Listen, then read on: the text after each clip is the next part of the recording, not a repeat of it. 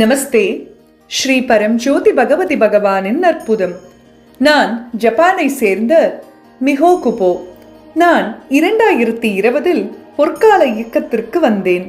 அப்போதிலிருந்து எனக்கு ஏராளமான அருளும் பரிசுகளும் கிடைத்துள்ளன.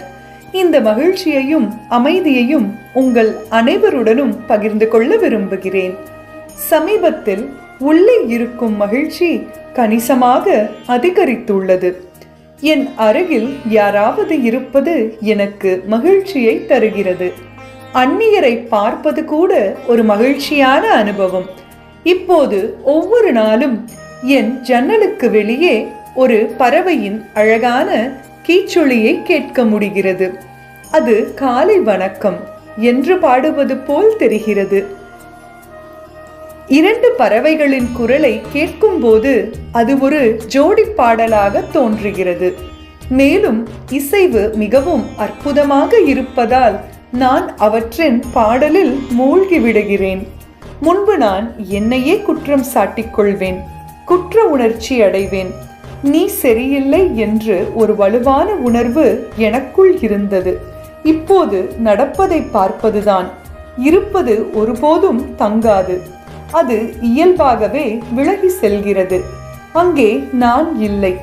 நான் செய்ததற்கு என்னை நானே குற்றம் சாட்டுவதில் இருந்து விடுபட்டதால் நான் வேறு விதமாக செய்திருக்க வேண்டும் என்ற எண்ணம் தோன்றுவது இல்லை. நான் நன்றி உணர்வுடன் இருக்கிறேன்.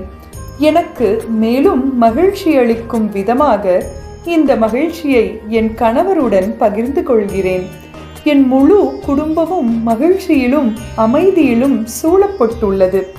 இப்போது எனது பெரும்பாலான வேலைகளை மகிழ்ச்சியிலும் அன்பிலும் செய்ய முடிகிறது.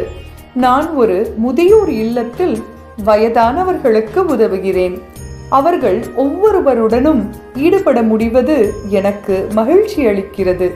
இது ஒரு கடினமான வேலை, ஆனால் நான் சிறிதளவே சோர்வாக உணர்கிறேன். ஒரு பிரச்சனை ஏற்படும் போது உள்ளே இருக்கும் ஸ்ரீ பரம்ஜோதி பகவதி பகவானிடம் உதவி கேட்கிறேன். பிரச்சனை உடனடியாக நீங்கிவிடும். உதவி வரும் என்பதை உணர்கிறேன்.